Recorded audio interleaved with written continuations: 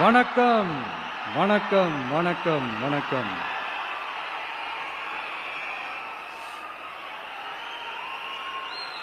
மிக மிக மிக முக்கியமான ஒரு நேரத்தில் நாம இருக்கிறோம்.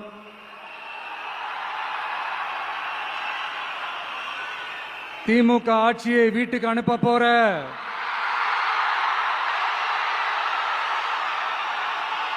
அந்த தேர்தலோட கடைசி பிரச்சாரம். ஸ்டாலின் சாரை வீட்டுக்கு அனுப்ப போற அந்த தேர்தலோட கடைசி பிரச்சாரம். இப்படிப்பட்ட ஒரு ஆட்சியை, அதாவது மக்களை சுத்தமா கண்டுக்காத இப்படிப்பட்ட ஒரு ஆட்சியை, இப்படிப்பட்ட ஒரு தலைவரை வீட்டுக்கு அனுப்ப போற அந்த தேர்தலோட கடைசி பிரச்சாரம். ஆமா, பின்ன இப்படிப்பட்டவங்களை வீட்டுக்கு அனுப்பாம பின்ன நான் கோட்டைக்கு அனுப்புவாங்க? எத்தனை எத்தனை பொய்யான வாக்குறுதிகள், பொய்யா சொல்லி மக்களை ஏமாத்திக்கிட்டு அவரோட லைஃபை மட்டும் நல்லா உயர்த்திக்கிட்டாரு. ஆனா மக்களோட லைஃபை அவர் எப்படி உயர்த்தினார் தெரியுமா? வீட்டு வரியை உயர்த்திட்டாரு, தண்ணி வரியை உயர்த்திட்டாரு, தொழில் வரியை உயர்த்திட்டாரு, விலைவாசியை உயர்த்திட்டாரு, குப்பைக்கு கூட வரி போட்டாரு. இப்படி மக்களோட கஷ்டங்களை மட்டுமே அவர் உயர்த்தி வச்சிருக்கிறார். இன்னும் ஒரு படி மேலே போய், இன்னும் பல படி மேலே போய், தமிழ்நாட்டில் இதுவரைக்கும் எந்த கவர்மெண்ட்டுமே வாங்காத அளவுக்கு கடன், அவ்வளவு கடனை வாங்கி வச்சுக்கிட்டு அந்த கடன் சுமையும் உயர்த்தி வச்சிருக்கிறார். எவ்வளோ? 5-6 லட்சம் கோடி. இத்தனை லட்சம் கோடியை வாங்கிக்கிட்டு எத்தனை பிரச்சனைகளை சால்வ் பண்ணிருக்கலாம். அட்லீஸ்ட் நம்ம இளைஞர்களோட அந்த கல்வி கடன் அதை ரத்து செஞ்சிருக்கலாம். சரி, இப்ப நம்ம விக்கிரவாண்டி மாநாட்டுக்கு போவோம். அந்த மாநாட்டில் நான் என்ன சொன்னேன்? நம்மளுடைய அரசியல் எதிரி யாரு? திமுக.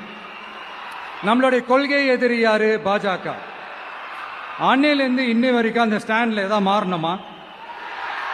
இல்லையே. இந்து முஸ்லிம் கிறிஸ்தவர்கள் எல்லாம் அவங்கவுங்க வழிபாட்டு முறையிலையும் வாழ்க்கை முறையிலையும் மட்டும்தான். ஆனா தமிழ்நாடுன்னு வந்துட்டா, ஒற்றுமையை காட்டணும்னு வந்துட்டா, நம்ம கிட்ட யாரும் வாலாட்டவே முடியாது, நம்மளோட நல்லிணக்கத்தை யாரும் நாசம் பண்ணவே முடியாது. சொன்னமா இல்லையா? அன்னிலிருந்து இன்னி வரைக்கும் அந்த ஸ்டாண்ட்ல ஏதாவது மாறணுமா? 1 இன்ச்சு கூட மாறலையே.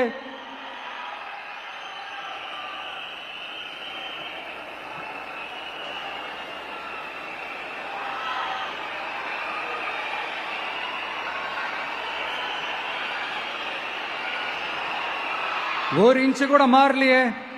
மதச்சார்பற்ற சமூக நீதி கொள்கை தானே நம்மளுடைய கொள்கை. அதுல இருந்து மாறவே போறதில்லை. 100% நீங்க உங்க விஜயை இந்த விஷயத்துல நீங்க நம்பலாம். இந்து முஸ்லிம் கிறிஸ்தவர்களுக்கான ஆளா தான் இந்த விஜய் எப்பவுமே இருப்பான். எம் மதமும் நம் மதம்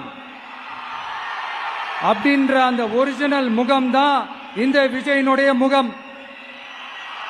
இன்னொன்னு என்ன சொன்னோம்? A lion is always a lion. சிங்கம் தனியா வந்தாலும் தண்ணி காட்டிடும்.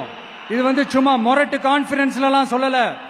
உலகம் பூரா கடவுள் நமக்கு கொடுத்திருக்கிற கோடிக்கணக்கான நம்மளுடைய வகையராக்கள் நம்மளோட இருக்கிற அந்த கான்ஃபரன்ஸ்ல நான் சொன்னேன்.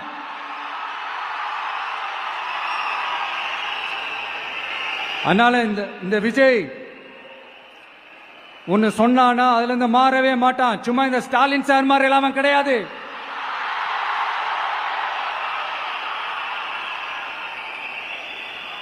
இந்த சிறுபான்மை சகோதரர்களோட ஓட்டு வாங்கிறதுக்காக ஒரு பக்கம் கோடியா செலவு பண்ணி தமிழ்நாட்டு காங்கிரஸ் தூக்கி பைக்குள்ள போட்டுக்க வேண்டியது, இன்னொரு பக்கம் கட்சியை காப்பாத்திக்கணுங்கிறதுக்காக பாஜகவோட மறைமுக கூட்டணியில் இருக்க வேண்டியது, ஒரு பக்கம் கலர் வேஷம் போட வேண்டியது, இன்னொரு பக்கம் காவி வேஷம் போட வேண்டியது.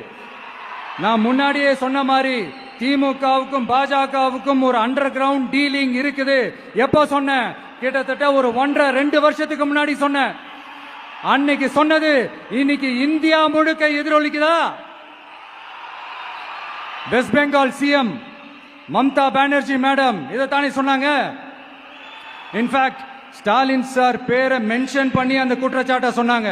இதுக்கு என்ன சார் பதில் வச்சு சொல்ல போறீங்க? ஸ்டாலின் சார் மக்கள் கிட்ட மாட்டிக்கிட்டு முழிக்கிறாரு.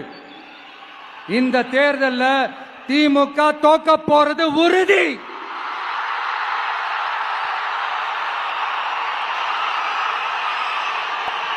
தோத்துட்டு